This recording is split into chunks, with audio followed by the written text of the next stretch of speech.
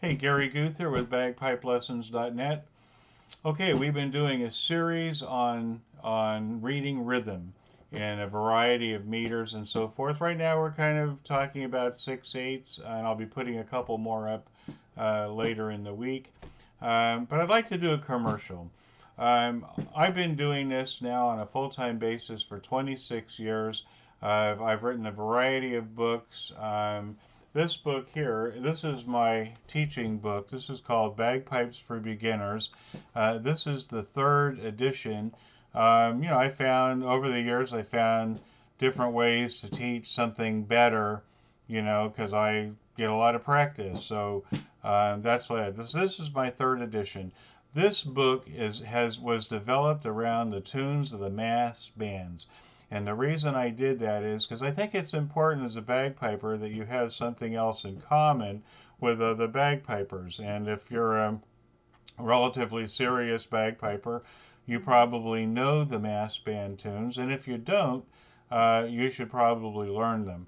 Anyway, so let's get back to talking about rhythm. All right, in this book, I have a section on rhythm just like we were talking about before. So I have a good explanation about rhythm. I've got my rhythm pattern sheet, just like I showed you before. That's in here. You can use this. But the most important thing that I did is I took all of the tunes and I started out writing the rhythm in. So if you're looking at Scotland the Brave over here, see Scotland the Brave? Scotland the Brave, I started out over here writing the rhythm in. You can see that in the lyric line. So what you do, if you want to be good at rhythm, you take the book, you take a pencil, don't write in pen, take a pencil, and you start at the beginning of the book and you write in the rhythm for all of the tunes. I wrote the first couple lines. You can finish each one, but you know what? You may not even have to write in all of the tunes. Your brain might have an aha moment, and all of a sudden you know what to do. So you should write in the rhythm of the tunes and practice saying the rhythm, and you practice saying like Scotland the Brave. Okay, so people ask me about, well, do you clap the rhythm or what do you do? No, the only thing I do is I clap the beat, but I say the rhythm. 1, 2, 3, and 4, and 1, 2, 3, and 4. 1, 2, 3, and 4, and 1, 2, 3, and 4, and 1, 2, 3, and 4, and 1, 2, 3, 4, and a Pascal and the Brave. Okay. Also in this book, this book has enough tunes in here that you could play just about any event. There's an Irish section for St. Patrick's Day, a patriotic section for Veterans Day and Memorial Day.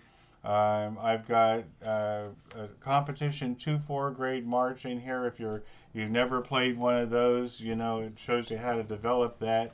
I got some 2-part Strass bass, some 2-part reels, a jig, a hornpipe. I've got 2 P'Brooks, the company's lament, and one that I wrote myself called the Pipe Major's Lament. But they're all in this book.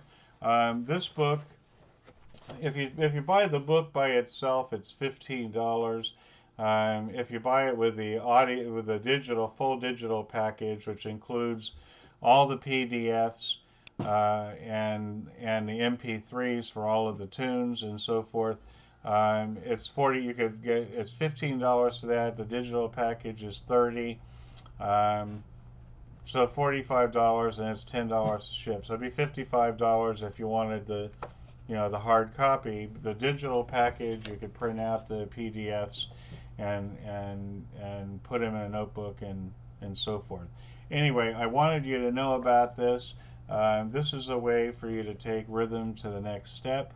Isn't that what we want to do? We want to be able to play any tune that somebody puts in front of us. And the secret of doing that is by learning rhythm. And this is just a workbook for you to use to get from point A to point B. I hope you take me up on this offer. I'll put it below. And if you have any questions, call me on the phone or send me an email. All right, I hope you have a great day. Take care.